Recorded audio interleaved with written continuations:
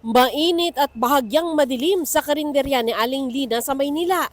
Tinitipid niya kasi ang konsumo ng kuryente para sa kanilang kabuhayan at para sa personal na gamit ng pamilya na doon din nakatira. Hindi sapat, nangiram din po ako, pangbayad.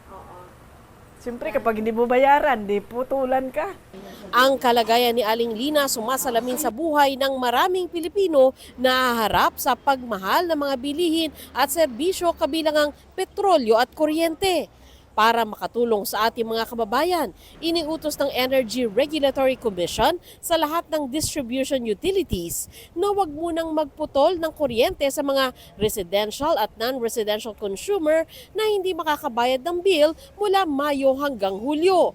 Pwede rin utay-utayin hanggang 3 buwan ang bayad sa bill kung ang konsumo ay hindi lalagpas sa 200 kilowatt-hour kada buwan.